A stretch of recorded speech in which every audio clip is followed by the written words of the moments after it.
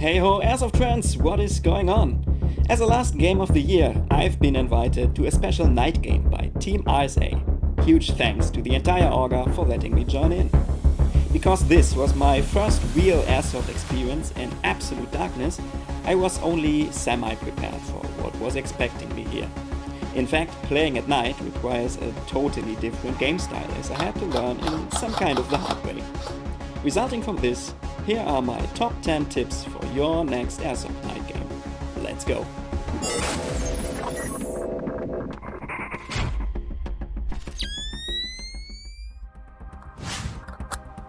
When the event started in the afternoon, there was still some rest of daylight, so I thought it would be a good idea to play with regular BBs. As I learned very soon, it was not. The BB's trajectory was nearly impossible to see, so hitting an opponent was basically a thing of pure luck. A tracer optimizes your aiming drastically, which is why I went back to the safe zone soon and refilled my max with tracer BBs. The difference was like day and night, so I'd recommend to never go on a night game without tracer BBs.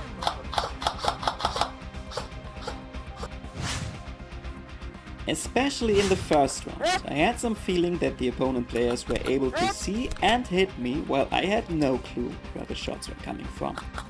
My teammates told me that it probably was my action cam with its very bright red flashing light that told them my position. So I went back again and tried to cover this stupid light. Afterwards it went a little better indeed, but to be honest, I still would not recommend to take Camo gear to a night game, because all you see in game is basically tracers flying around in the dark, unless you can record footage from a night vision gadget like Nick Whiplash from Team RSA did. Make sure to check out his video of the event, it's a real eye-opener. Just like BBs and surroundings, it's also harder to tell in the dark which player is on your side and which ones actually want to shoot you in the butt. Nick and his team had a great idea here. Every player got a yellow or red glowing stick to attach on their gear. This not only looked damn cool, but also made team play a lot more effective, while on the other hand not bringing unfair disadvantages, because every player had to wear one. Therefore, this is an absolute go-to solution for me. Light is in fact one of the most valuable resources in an Airsoft night game. There are multiple sources of light, which can all be used differently. For example, those construction spotlights or similar stationary gadgets. Those generate a very bright directional cone of light, which can brighten up an entire area or, even more important, blind your opponents for a shot. Pyrotechnique and soft incendiary grenades can be used to enlighten a certain area of the field. They are able to distract opponents or mark a special target for your team, so they are a nice add-on for your gameplay.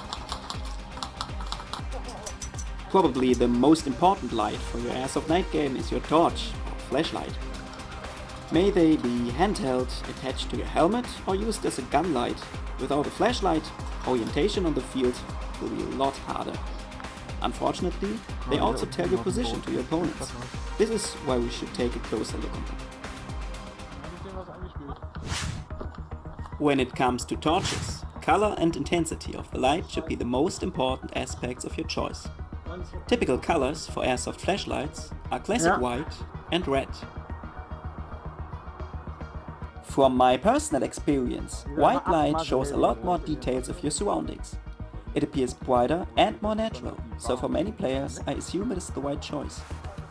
On the other hand, it can distract the human eye, so it has to adapt to darkness again for a few seconds to see better when the torch is turned off again. This is where the red light torches come in handy. The light seems less intense and therefore makes it a little harder to see details around you, but your eye has no problem with readjusting to the darkness again when turning off the torch. This is the reason why the nighttime interior illumination of ships and submarines often is designed red, by the way. I also noticed that colors are not that easy to recognize with the red light, so after all I recommend to try both colors. Find your personal favorite. Light intensity also appeared quite important to me. While I was running around with the cheap $5 torch that night, my teammates who spent about $30 seemed to have a way better light efficiency. What do I take from this? Don't save money on your torch if you plan to play in dark surroundings regularly. Let's talk about aiming and optics now. While many airsofters tend to use scopes with magnification, others prefer simple sights without any zoom. My personal favorite is a fixed 4x ACOG during the daytime, but at night things look completely different. In a dark surrounding, your view is mostly affected by the lack of light and not by the distance, which is why magnified optics lose their main advantage. Moreover, it can get very difficult to find the correct angle and distance for correct aiming, especially if you try to use an optic without illumination like this one. Red dots or point sights clearly have the high ground here. Finding your target without magnification is a lot easier with such a device. On top of that, your typical shooting distance during a night game will decrease automatically because you see less, so you won't really miss your zoomed in scope a lot. Even without any kind of sight, good aiming is possible by following the line of your tracers, as I saw many players on this event doing so.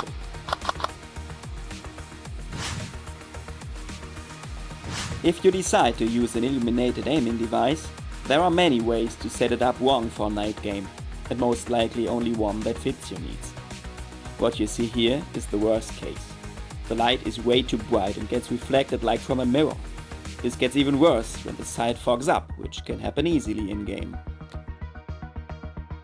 The first thing you can do here is to select a smaller reticle, like switching from crosshairs to a simple dot. This limits the light emitting surface of the LED, so the reflections will be reduced.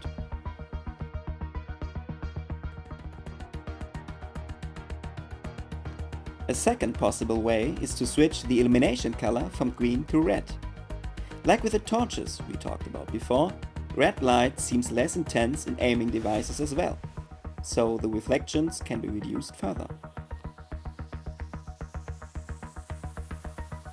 Consequently, setting down the brightness level can also have a positive effect of your dot's sharpness. But be careful, especially with red light, the dot can easily get missed under tough conditions if you overdo it. In the end of the day, you will have to find the sweet spot for your illuminated sight by yourself. In my case, it is the smallest possible reticle in green color on lowest light intensity, which gives me the best nighttime aiming experience. This tip is as simple as it is critical for your safety in a night game. Always check your steps to prevent falling to the ground, hurting yourself or damaging your gear. As you hear, I neglected this tip way too often that night. Achtung glatt!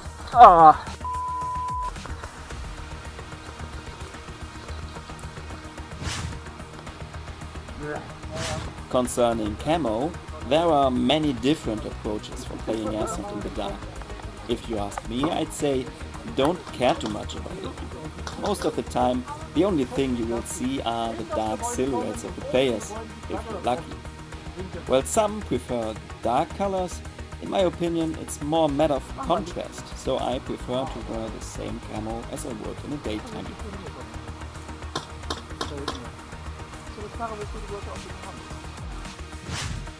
Airsoft is all about having fun, and so it is with playing Airsoft at night. When I look back to this event in mid-December, I have no clue how many opponents I hit or how many games we won.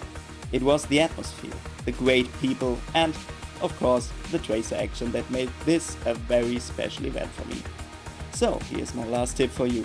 Go out there and have some fun in the dark. I hope to see you in my next video. So long, have a good one.